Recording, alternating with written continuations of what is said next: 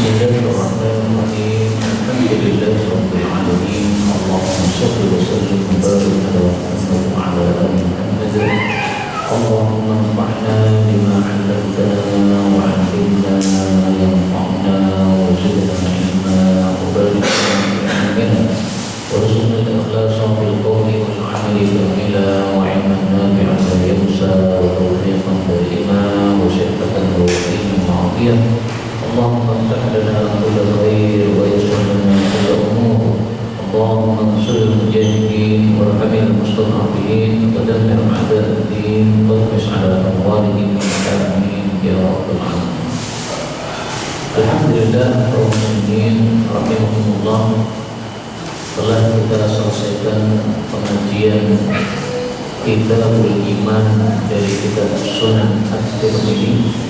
Dan kita masuk pada bab baru, yaitu Kitabul Ilmi, kitab tentang ilmu yang diriwayatkan dari Rasulullah sallallahu alaihi wasallam. Dan pada pertemuan yang lalu sudah kita pelajari bahwa salah satu tanda-tanda Allah itu menghendaki kebaikan kepada kita adalah bifaqihu fiddin, kalau kita dijadikan oleh Allah dalam agama. Maka hadirnya kita ke majelis seperti ini tanda-tanda Allah menghendaki kebaikan kepada kita. Maka mudah-mudahan semua kita masuk surga tanpa hisab, tanpa azab. Amin ya rabbal alamin. Nah, salah satu caranya adalah dengan kita mempelajari ilmu agama sehingga kita paham terhadap agama kita sendiri. Sekarang kita lanjutkan hadis 2651. Qala al-mu'allif rahimahullah ta'ala wa nafa'ana bihi wa bi ulumihi fid dharain amin. An Abi Harun Abu Harun radhiyallahu sehingga saya kasih nama garis bawah.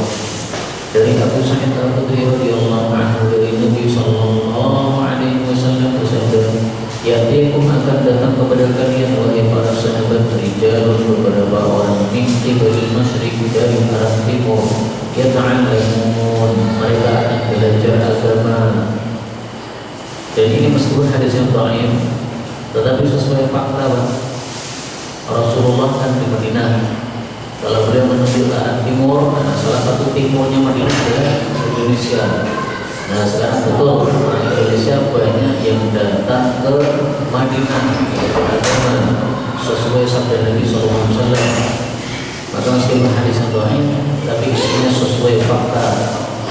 Faidah apabila jauh orang-orang itu datang kepada kalian, fastausu, maka terimalah wasiatku bihim khairah, untuk berbuat baik kepada mereka. Nah maka maksudnya Rasulullah berpesan kepada para sahabat, nanti kalian kalau sudah menjadi guru-guru, maka kalian hendaklah jadi guru yang baik. Ada orang datang mau ngaji, kasih ilmu, jangan pelit-pelit. Dan ini sekaligus menunjukkan bahwa dulu kita belajar, selanjutnya kita mengajar. Maka para sahabat dulu jadi muridnya Nabi, ya. Nabi yang bicara begini, kemudian mereka mendengarkan. Tapi setelah Nabi wafat, mereka lah menjadi penerus Nabi Muhammad SAW. Demikian juga saya sekarang bicara, dulu saya mendengarkan, Pak. Nah, panjenengan juga begitu. Di sini mendengarkan, kalau bisa mengajarkan. Maka semua kita hanya ada tiga kemungkinan. Kemungkinan pertama, ketemu dengan orang yang lebih alim, maka mari kita mendengar. Kemungkinan kedua, kita ketemu orang yang lebih rendah daripada kita ilmunya, maka kita menyampaikan. Kemungkinan ketiga, kita bertemu dengan orang yang selevel, mari kita diskusi. Mudakaratul ilmi dengan sebab diskusi, maka kita menghidupkan ilmu yang manfaat. Maka ilmu ini akan senantiasa hidup kalau kita diskusikan dengan orang yang selevel dengan kita. Nah kemudian perawi mengatakan, maka adalah Abu Sa'id radhiyallahu anhu berdasarkan pasangan Yahudi, apabila dia melihat kami para murid, maka dia mengatakan, marhaban, selamat datang. Wasiat Rasulullah sallallahu alaihi wasallam, Anda adalah orang-orang yang kami dulu diwasiati Nabi. Jadi kalian murid-murid saya ini, saya dulu diwasiati Nabi untuk berbuat baik kepada kalian. Makanya ada ungkapan para ulama mengatakan tawadhu liman tu'allimu wa tawadhu liman ta'allamu. Hendaklah engkau tawadhu kepada orang yang mengajari kepada guru, tapi juga hendaklah tawadhu kepada engkau orang yang engkau ajari, yaitu murid-murid.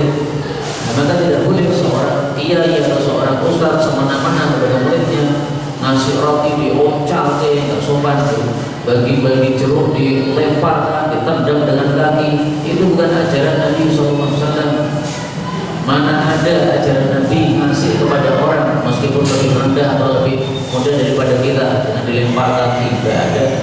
Ya seperti yang sekarang ini, bagi roti dipakai diberikan dengan tangan yang sopan, tidak diuncak-uncak seperti yang sebagian orang juga ingin viralkan katanya seperti itu, tidak sesuai dengan sunnah Nabi Sallallahu Alaihi Wasallam.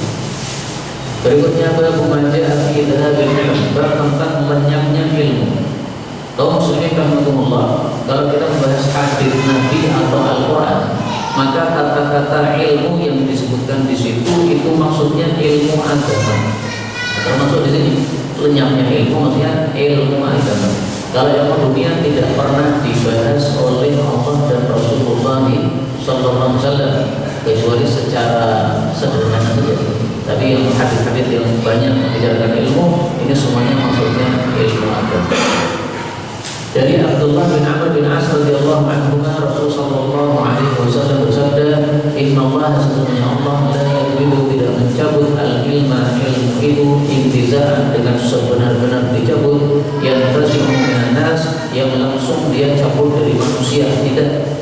Artinya tidak mungkin misalnya saya berilmu sekarang tiba-tiba besok bangun ilmu sudah hilang, tidak mungkin ya.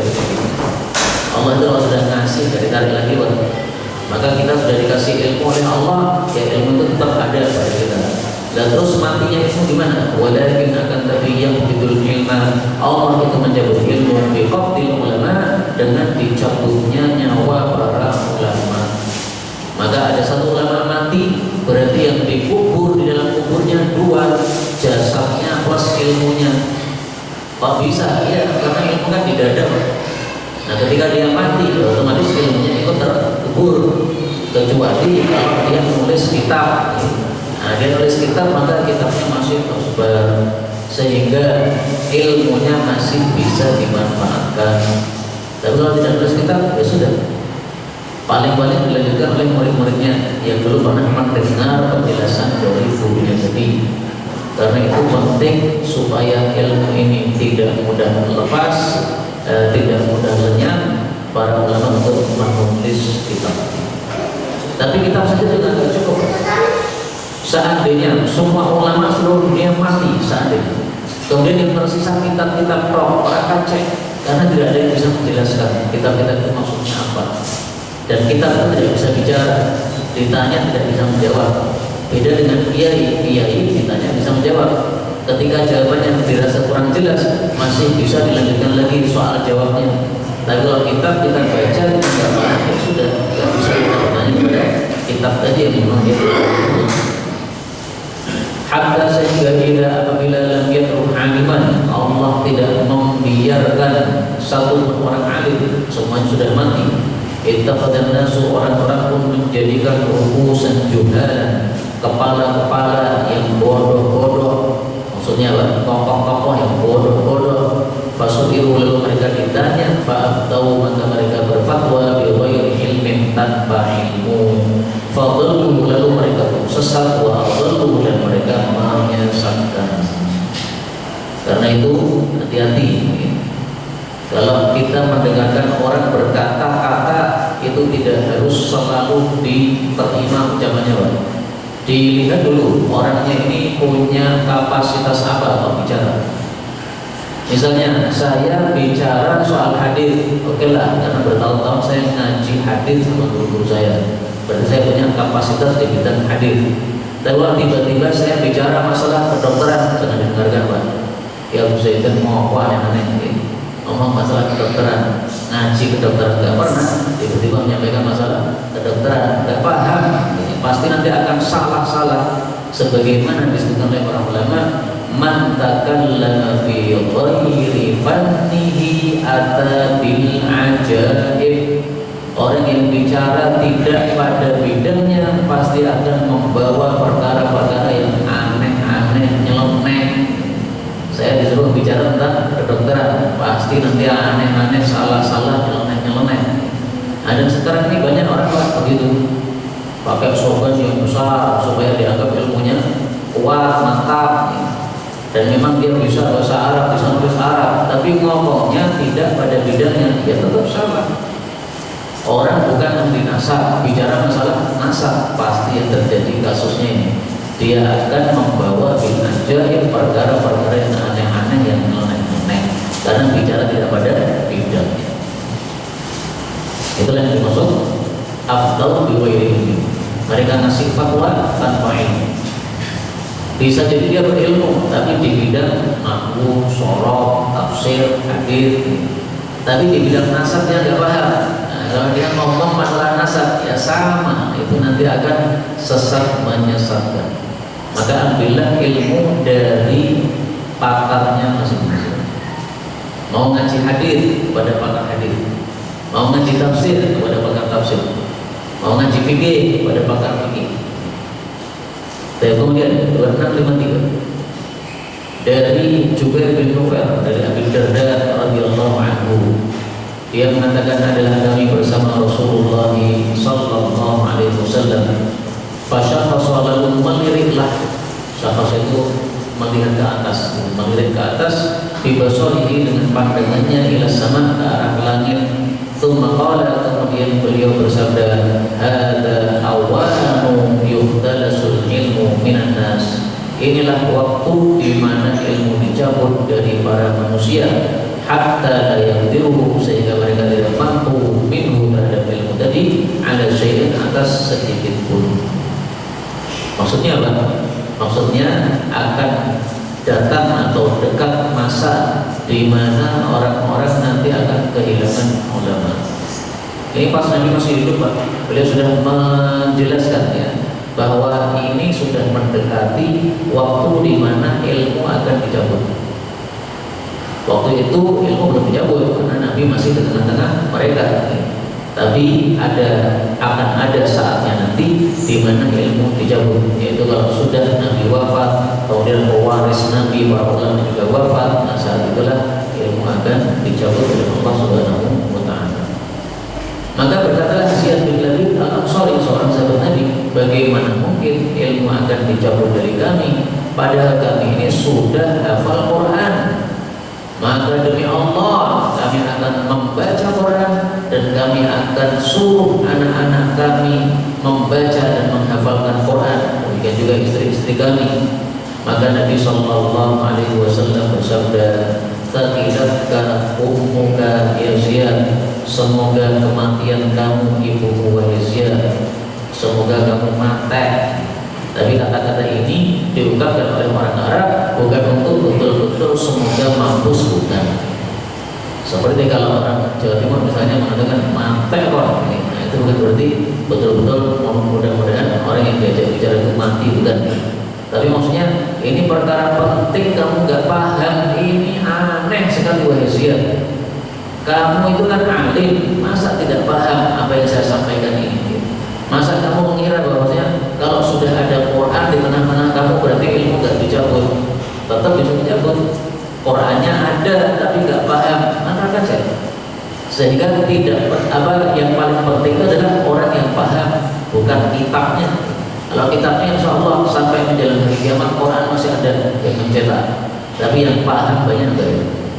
Karena kalau kita baca Quran tapi gak paham, gak ada gunanya, karena kita tidak bisa mengamalkan isinya. Nah, maka beliau mengatakan, "Ikuntu, sungguh aku ini la aku juga, saya menganggap kamu min fuqaha ahli Madinah, termasuk orang-orang alimnya kota Madinah. Tapi ternyata kamu masalahnya enggak paham. Hadis Taurat dan Injil, di tengah-tengah manusia ini masih ada dalam Taurat, masih ada Injil. Indal Yahudi wan Nasara, dipegang oleh orang-orang Yahudi dan Nasrani. Fama datu'ni anhum, tapi apa manfaatnya Taurat dan Injil terhadap mereka? Jadi adanya kitab di tengah-tengah manusia itu tidak menjamin bahwasanya manusia akan paham atau selamat dalam masalah agama ini.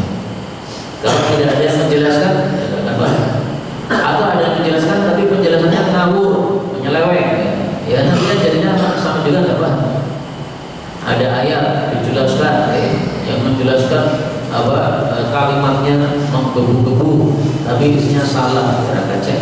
Karena tujuannya Al-Quran adalah untuk diamalkan, sementara ini dijelaskan secara salah, ya berarti kita tidak mengamalkan isinya.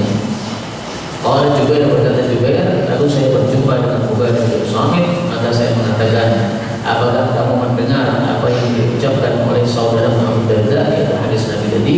Maka saya pun mengabari dia dengan hadis yang disampaikan oleh Abu Darda. Maka kemudian Ubadah mengatakan, shadaqa Abu Darda, betul kata Abu Darda tadi, sungguh jika engkau mau, maka saya akan beritakan kepada engkau awal ilmu yang akan dicabut dari manusia. Jadi ilmu kan banyak apa? Nah, ilmu yang pertama dicabut dari manusia apa? Beliau mengatakan al-khusyu', yaitu adalah ilmu khusyuk. Yusufunya nyaris antar oleh masjid jamaah, kau masuk ke masjidnya jamaah, masjid banyak orang. Fala tara fiha, kau tidak mendapatkan fihi di dalam masjid tadi rajulan khashi'an, seseorang yang khusyuk. Ini juga sabda Nabi sallallahu alaihi wasallam, tetapi disampaikan oleh siapa ini tadi? Oleh Ubadah bin Samit, tidak dengan mengatakan sebagai sabda Nabi, tapi asalnya ini adalah sabda Nabi. Bahwasanya Nabi bersabda, nanti akan datang suatu masa di mana ilmu khusyuk itu jauh, sehingga di masjid banyak orang tapi tidak ada yang khusyuk. Khusyuk itu artinya apa? Tunduk. Tunduk itu intinya apa? Taat sama Allah. Orang masuk masjid salat jamaah tapi tidak taat sama Allah, sehingga selama perjalanan dari rumah ke masjid melakukan maksiat-maksiat, sampai masjid melakukan maksiat lagi, keluar dari masjid melakukan maksiat lagi. Nah, ini khusyuknya di mana? Padahal tujuan dari sholat adalah salah satunya inna sholata tanha 'anil fahsya'i wal munkar. Sesungguhnya sholat itu mencegah orang dari perbuatan keji dan perbuatan mungkar. Lalu sholat cuma gerakan saja, tetapi tidak bisa mencegah dari perbuatan keji dan mungkar, masih rutin kita melakukan perbuatan keji dan mungkar, berarti sholat kita sholat yang kurang berguna, gara-gara tadi tidak khusyuk, tidak tunduk kepada Allah Subhanahu wa Ta'ala. Surat Al-Ankabut ayat 45, Allah mengatakan inna sholata tanha 'anil fahsya'i wal munkar. Masjidnya ada, bahkan mungkin ber-AC seperti ini, ya.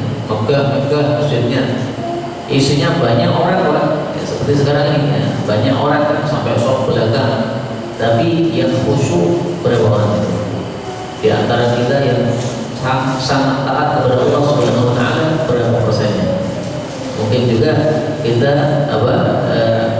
sholat pun tidak khusyuk, sholat pun mikirnya kesana kemari, dan sholat tidak betul-betul mengingat Allah Subhanahu wa Ta'ala. Berarti dalam kondisi itu kita tidak sedang tunduk kepada Allah Subhanahu wa Ta'ala. Karena itu kaum muslimin rahimani wa rahimakumullah, ilmu itu tidak hanya sekedar pengetahuan di dalam otak kita, tetapi juga penerapan terhadap ilmu tadi. Kita tahu ini halal, ini haram, ini makruh, tapi dilanggar semua, itu namanya tidak khusyuk. Dan itulah ilmu yang pertama diangkat dari manusia. Mungkin otaknya lebih belah, pengetahuannya banyak. Paham ini, paham, halal, paham ini, paham, hukumnya haram, tapi dilibat al-haram, dilifrah, nah itu berarti tidak khusyuk. Maka ini sesuai dengan sabda Nabi SAW, kondisi manusia sekarang semakin lama semakin jauh dari Allah Subhanahu wa Ta'ala, sehingga mari kita mengembalikan diri kita kepada kondisi khusyuk atau tunduk taat kepada Allah Subhanahu wa Ta'ala. Berikutnya bab maja'a fi man yatlubu bi ilmi dunya, bab tentang orang yang mencari dunia dengan ilmunya. Artinya ilmu agama dia gunakan untuk mengumpulkan dunia, bukan untuk mengumpulkan pahala akhirat. Nah, dunia itu macam-macam, Pak. Harta itu dunia. Sehingga kalau orang misalnya mencari gelar doktor, tujuannya apa? Supaya gajinya kalau ngajar besar. Satu kali mengajar 1 juta atau 5 juta atau 75 juta, macam-macam kan orang bertingkat-tingkat kan sesuai dengan gelarnya. Nah kalau dia hanya sekedar untuk cari dunia harta saja, ya berarti itu nanti rendah sekali di hadapan Allah Subhanahu wa Ta'ala. Termasuk dunia adalah wanita.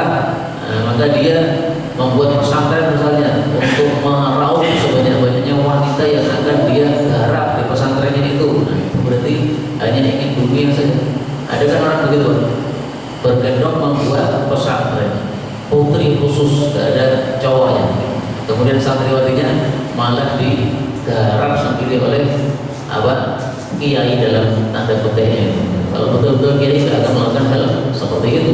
Itu berarti mencari dunia dengan ilmu.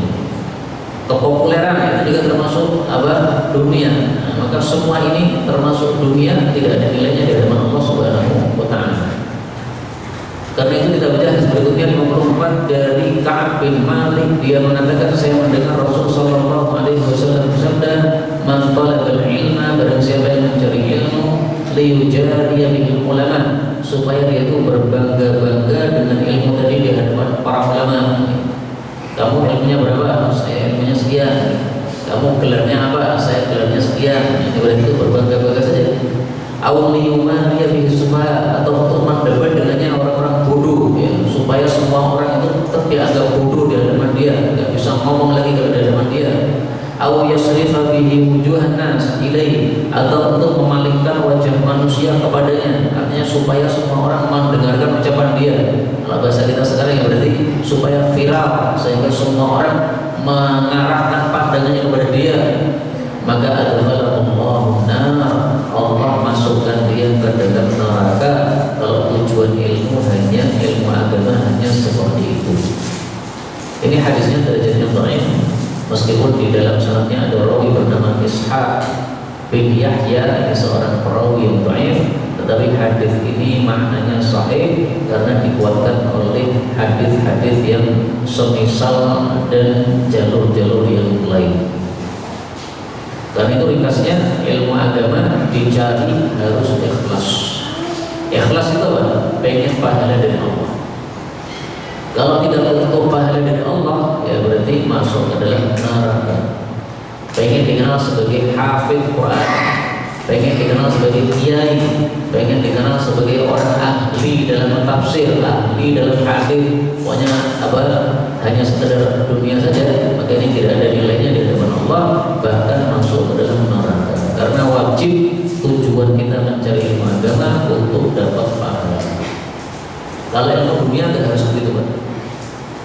Panjenengan cari ilmu dunia supaya duit akeh, tidak dosa. Misalnya, panjenengan pelajari ilmu kedokteran.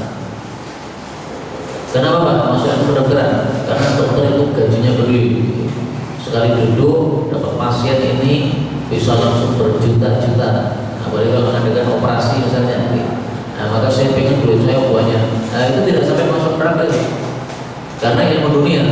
Tapi ilmu agama harus untuk pahala dari Allah Subhanahu wa Ta'ala. Itu bedanya ilmu dunia dengan ilmu agama. Kalau ilmu agama niatnya harus ikhlas karena Allah.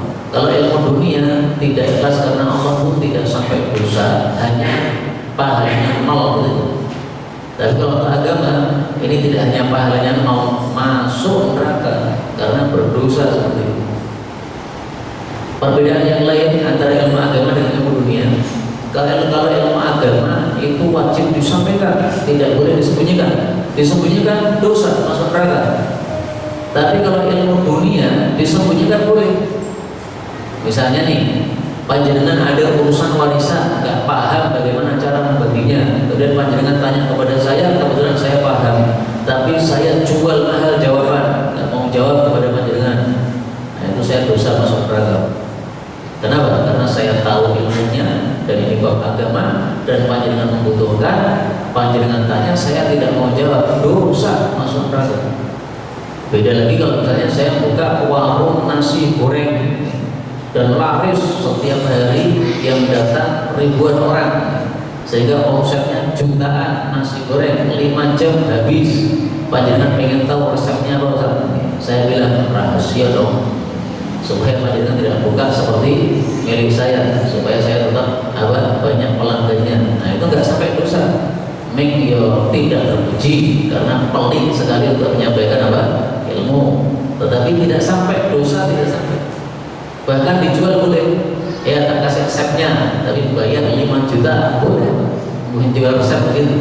Karena itu apa? Ilmu dunia tidak wajib untuk disampaikan sebagaimana ilmu agama seperti ini. 2655 dari Ibnu Umar radhiyallahu anhu, Nabi sallallahu alaihi wasallam bersabda, "Man ta'allama ilman," barang siapa yang mempelajari satu ilmu. Ilmu di sini maksudnya ilmu agama. Sebagaimana pada yang sudah saya sampaikan tadi, hadis-hadis di dalam ilmu maksudnya ilmu agama. Li ghairillah, untuk selain Allah, atau arada bihi ghairallah, atau dia menghendaki dengan ilmu agama tadi selain Allah, misalnya dunia, fal yatabawwa, maka adalah dia bersiap-siap ma'adahu, pada tempat tinggalnya, minan nari, di dalam neraka. Na'udzubillahi min syarri dzalik. Hadis ini pun didarifkan oleh Syekh Albani, tetapi dikatakan hasan oleh Imam Tirmidzi karena dikuatkan oleh hadis yang semakna, yaitu hadis yang di atasnya tadi diantaranya. Maka inilah yang harus diniatkan di dalam mempelajari ilmu agama untuk mendapatkan pahala. Kalau niatnya sudah benar, maka Imam Ahmad mengatakan, al-ilmu la ya'diluhu syai'un idza sahhatin niyyah. Ilmu agama itu tidak ada tandingannya apabila niatnya benar di dalam mencari ilmu. Ini perkataan Imam Ahmad. Jadi kalau niatnya sudah benar, nggak bisa ditandingin dengan pahala yang lain. Pahala sedekah kalah, Pak. Pahala jihad kalah, Pak. Ilmu karena dibutuhkan untuk segala lini kehidupan manusia. Orang sedekah butuh ilmu, orang jihad butuh ilmu. Tapi tidak selalu orang butuh kepada jihad, tidak selalu orang butuh kepada sedekah. Tapi kalau ilmu dibutuhkan dalam segala lini kehidupan manusia. Maka kata Imam Ahmad bin Hanbal tadi, kalau niatnya sudah benar, tidak ada tandingannya pahala ilmu. Berikutnya baru maja'a fil hasi, bahasungan ala tabligh sama, untuk menyampaikan sama. Sama itu adalah ilmu yang sudah kita dengar. Jadi apa yang sudah masuk ke telinga kita, kemudian kita masukkan dalam hati, sudah paham, sampaikan kepada orang lain. Estafet ilmu. Sehingga ini pun berlangsung sejak zaman Nabi sampai hari ini. Ini kita kan baca sabda Nabi. Ini asalnya dulu Nabi ya begini nih, di masjid, kemudian dia bersabda, didengarkan oleh para sahabat, bertahun-tahun seperti itu, bermajlis seperti ini. Kemudian Nabi wafat, kemudian yang naik mimbar para sahabat, melanjutkan, yang mendengarkan kemudian para tabi'in. Para sahabat mati, yang naik mimbar para tabi'in, yang mendengarkan generasi setelahnya, terus sampai masa kita. Dan saya pun membacakan hadis ini kepada panjenengan karena telinga saya sudah mendengar juga hadis ini dari guru saya, Syekh Hamid Al-Bukhari, dan sudah saya tulis di atasnya. Ini kitabnya dulu saya ngaji setiap hari Ahad, Senin, Selasa dalam satu pekan 3 hari bersama guru kami Syekh Hamid Al-Bukhari rahimahullah hafizahullah ta'ala. Beliau ulama di Madinah, ngajarnya secara online setiap Ahad, Senin, Selasa. Saya ingat saya waktu itu pada Isya jam 8 kira-kira sampai jam 10, 2 jam. Kadang-kadang juga malam 3 jam. Ini adalah guru kami Syekh Hamid Al-Bukhari hafizahullah ta'ala. Dulu saya mendengar dari beliau, sekarang saya sampaikan kepada panjenengan. Dan nanti dilanjutkan oleh orang yang mendengar dari saya terus sampai pada hari kiamat. 26 dari siapa ini? Abu bin Uthman. Dia mengatakan telah keluar Zaid bin Thabit dari hadapan Marwan pada tengah siang. Lalu kami berkata, apa yang menyebabkan dia mengutus kepada engkau untuk datang ke sana pada jam ini, kecuali pasti ada sesuatu yang ingin ditanyakan oleh Marwan. Jadi Marwan ini pemerintah, sementara Zaid ini ulamanya. Jadi pemerintah kan punya hak untuk manggil rakyatnya. Nah, ini Marwan manggil Zaid. Zaid ini datang ke pemerintahan, kita mau perlu ini. Lalu kami pun berdiri, kemudian dia bertanya, kami pun bertanya kepada beliau. Maka dia mengatakan, ya betul, memang saya dipanggil untuk menanyakan satu masalah ilmu. Sa'alana, Marwan bertanya kepada kami tentang beberapa hal yang kami pernah mendengarnya dari Rasulullah Sallallahu Alaihi Wasallam. Nah, salah satunya saya mendengar Rasul Sallallahu Alaihi Wasallam bersabda, "Naddarallahu, semoga Allah membaguskan wajahnya imra'an seseorang sami'a minna haditha, yang mendengar dari kami satu hadis, fahafidhahu, lalu dia menghafalnya, hatta yuballighahu, sehingga dia menyampaikan hadis itu ghairahu, kepada orang lain. Farubba, maka betapa banyak hamili fikhin, orang yang memikul ilmu alias orang yang hafal ilmu, dia menyampaikan ila kepada man huwa afqahu minhu, orang yang lebih paham daripada dia.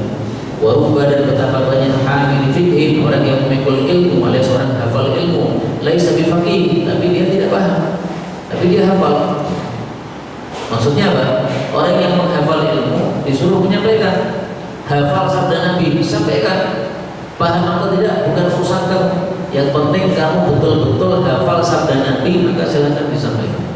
Karena bisa jadi ketika kita menyampaikan satu hadis Nabi yang kita kurang paham, ternyata ada pendengar yang lebih paham.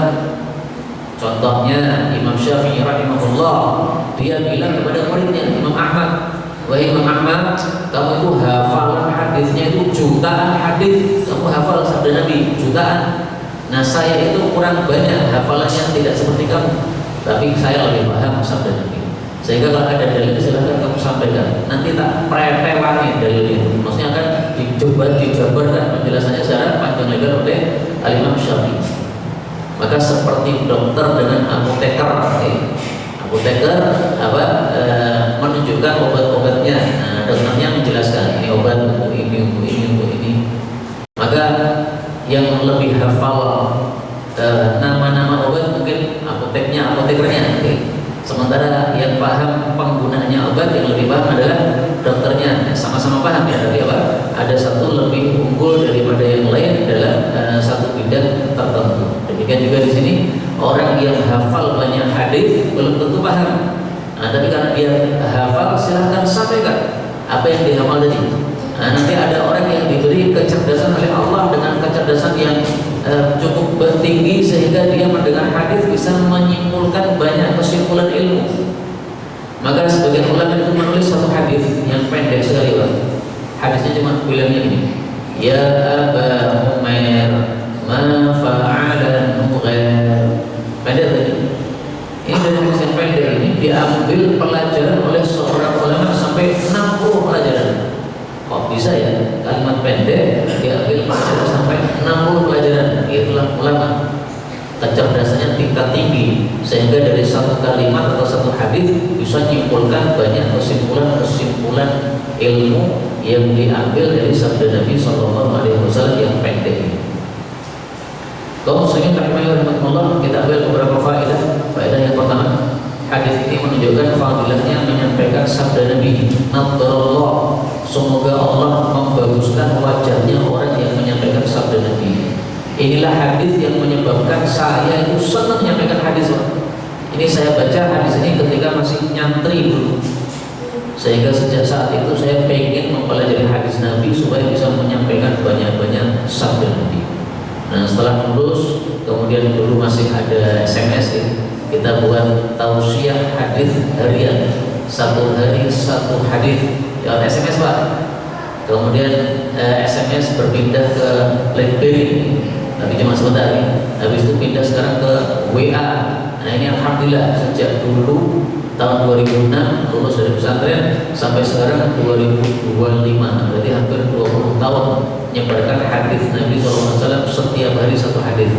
Mudah-mudahan rutin sampai dengan kita semuanya mendapatkan husnul khatimah. Amin ya rabbal alamin. Nah, fadilahnya ini Allah akan membaguskan wajah. Apa yang dimaksud membaguskan wajahnya? Oh, ini wajah itu orang ganteng-ganteng banget, ilmunya orang mancung. Nah, yang dimaksud ini adalah dibaguskan wajahnya besok di akhirat. Jadi jangan protes kepada saya, ada untuk menyampaikan hadis orang ganteng banget. Nah, memang ini bukan yang dimaksud di dunia, ini yang dimaksud di akhirat. Dari mana tahunya itu di akhirat? Silahkan lihat dalam Al-Quran, Allah menyebutkan hal tersebut, wajah yang cerah, ceria, ganteng, yaitu pada surat Al-Qiyamah ayat 22. Wujuhu yawma idzin nadhirah ila rabbiha nadhirah. Wajah-wajah pada hari itu berseri-seri, cerah-cerah, melihat kepada Allah Subhanahu wa taala. Nah, maka Nabi menjamin, kamu kalau baca hadis Nabi, kemudian kamu hafal, kamu sampaikan kepada orang lain, nanti wajahmu cerah ya. Apakah bisa ini dipahami wajahnya cerah di dunia? Bisa saja.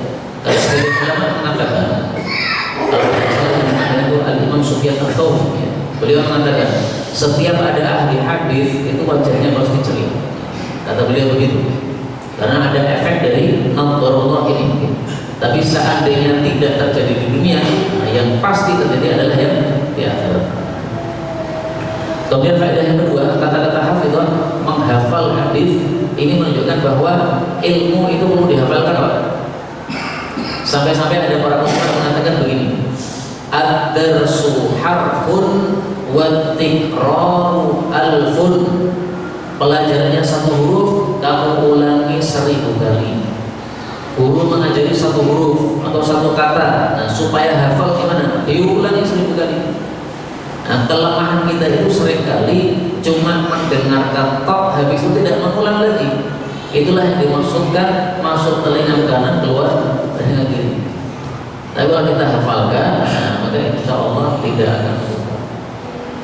Karena itu teori belajar yang benar adalah selesai belajar itu di rumah mengulang lagi. Maka sebenarnya pengajian seperti ini paling bagus ya semuanya, bahwa kita semuanya nulis paling bagus lagi. Tapi mendengarkan pun sudah lumayan. Karena ada 4 yang dipuji oleh para ulama, yang alim yang mengajarkan ilmu, yang muta'alim yang belajar itu yang nulis, yang mustami yang mendengarkan. Nah, rata-rata pendengar adalah apa?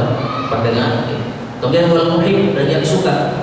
Yang suka itu nggak ikut kajian, tapi ikut di luar bagi snack atau di luar jaga parkir, tapi tidak mendengarkan, naik jopo malah ngobrol tok. Nah itu sudah lumayan, kata para ulama. 4 ini, alim yang bicara, muta'alim yang mendengarkan dan mencatat, mustami mendengarkan tok, yang penting diamalkan. Kemudian yang keempat, yang senang aja udah lumayan. Meskipun hadir tidak mendengarkan, tapi senang, itu sudah apa? Sudah lumayan. Dan karena itu kaum muslimin rahimahumullah, mari kita hafalkan ilmu supaya lebih bermanfaat. Karena kalau tidak dihafalkan ya berarti manfaatnya kurang banyak. Kita tambah satu hadis lagi dari Ibnu Mas'ud radhiyallahu anhu, bahwasanya Rasulullah sallallahu alaihi wasallam bersabda, "Nadarallahu ra'an," semoga Allah membaguskan wajahnya seseorang, sami'a minna syai'an, mendengar dari kami sesuatu ilmu, fabalaghahu kama sami', lalu dia menyampaikannya seperti apa yang dia dengar. Nah, jadi tidak boleh mengubah-ubah sabda Nabi. Sabda Nabi apa adanya sampaikan, jangan diubah, jangan dikurangi dan ditambahi. Farubba muballighin, betapa banyak orang yang menyampaikan ilmu, au amin sami'. Ini salah harkat ya, bukan muballigh, berarti apa? Muballigh. Farubba muballigh, betapa banyak orang yang disampaikan ilmu kepadanya, yaitu pendengar yang kedua, au'a, dia lebih paham, min sami, dari pendengar yang pertama. Ada guru punya murid, berarti murid ini adalah pendengar pertama dari gurunya. Dia mendengar, hafal, tapi ternyata pemahamannya kurang sempurna. Kemudian dia menyampaikan kepada orang lain, nah orang lain ternyata pemahamannya lebih sempurna, sehingga bisa mengambil kesimpulan-kesimpulan yang lebih banyak daripada gurunya. Bisa seperti itu. Dan dari sini diambil pelajaran bahwa seorang guru itu jangan merasa iri kalau ada muridnya lebih pintar daripada dirinya. Karena memang takdir dari Allah seperti itu. Kadang-kadang guru itu menyampaikan secara biasa, tapi ternyata muridnya lebih paham. Dan di dalam ilmu agama tidak ada namanya iri kepada murid atau kepada orang lain kalau niatnya benar. Bahkan seorang guru mestinya itu bangga atau senang kalau muridnya lebih pintar daripada dirinya. Kenapa? Menunjukkan berarti gurunya berhasil mendidik muridnya tadi. Dan setiap muridnya itu menyampaikan ilmu, pahalanya mengajari dia. Dan saya yakin Pak, saya sekarang bicara itu yang dapat pahala tidak saya prok, tapi guru-guru saya dapat pahala. Syekh Hamid Al-Bukhari yang telah mengajari kitab ini dapat pahala. Ustaz Mudzakkir guru saya mendapatkan pahala, bapak saya dapat pahala. Ustaz Ashkuri juga mengajari saya dulu sehingga bisa baca kitab kuning, berpahala semua, dapat pahala. Nah, maka yang dapat pahala tidak hanya satu orang, tetapi semua yang andil di dalam kebaikan itu mendapatkan pahala dari Allah Subhanahu wa Ta'ala. Ini yang dapat kita sampaikan dengan dari Allah. Kalau ada astagfirullah walhamdulillahirabbil alamin. Saudara, kajian gratis ini berjalan atas izin Allah dan dukungan tulus dari Anda. Bersama kita sebarkan kebaikan seluas-luasnya. Yuk jadi bagian dari tim kebaikan kami dengan mendukung operasional dakwah. Jazakumullahu khairan katsiran.